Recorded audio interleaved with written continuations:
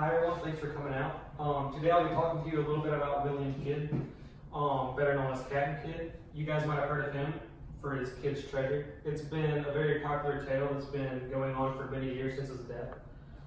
It's just been recently theorized that his treasure was just found off the coast of England. It was 121 block of silver, and that was just the tip of the iceberg is what it's claimed to be.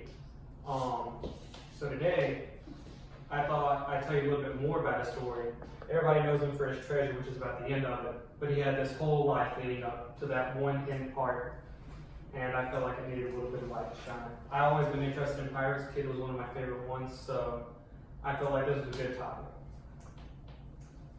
I'll tell you about his early childhood, how he grew up, and how he made his living in a sea that was both chaotic because of the private Navy admirals, everybody else sailing around, and then you also had these pirates and other countries trying to get in on it at the same time. He experienced numerous betrayals, which we'll talk about, and somehow he still rose back up and became popular and rich enough to leave behind this great legacy. He was the son of a sea captain, a legal one, mind you. He died when Kidd was just 5 years old, but he lived long enough to pass down that love of the sea to his son. He got married quite young to a woman named Sarah Hort. At this point, she's been twice widowed.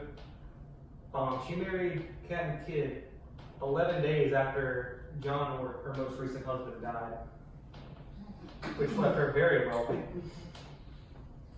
He was hired by the governor of New York to be a privateer for the British Army, Navy. He worked with them for a while, and then he wanted to get a promotion because his dream was to pilot a man of war. But he was quickly shot down by the admirals because of his inexperience. However, there was an officer, his name was Robert Livingston, who offered Kidd a job as a royal privateer. It took some convincing because Kidd did not want to take any other job that would not allow him to use a man of war, but he eventually accepted.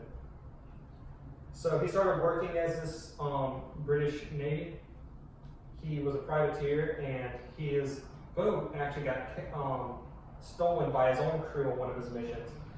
The leader of this mutiny was named Robert Culliford. Remember his name because he'll come back later. At this point, he didn't have much.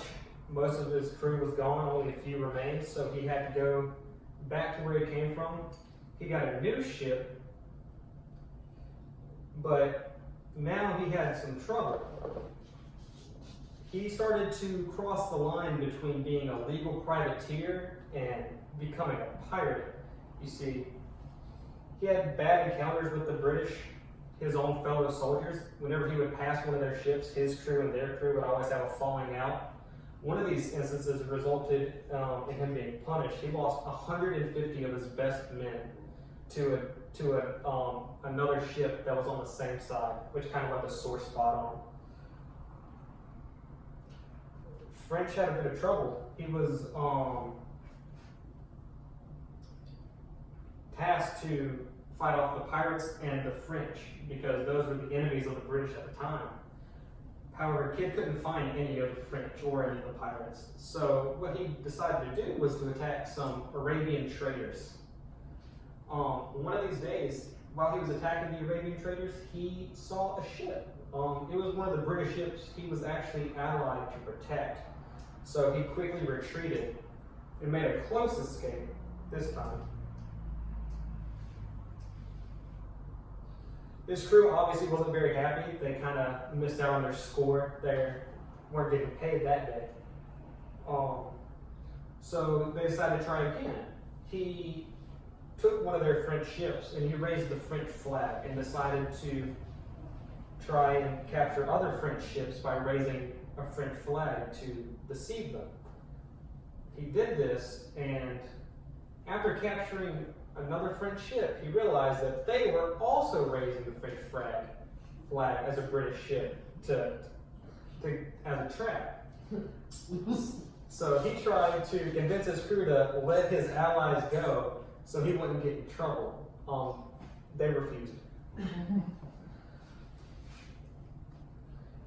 His crew would not agree, so they were on the run at this point, and they came to a new port.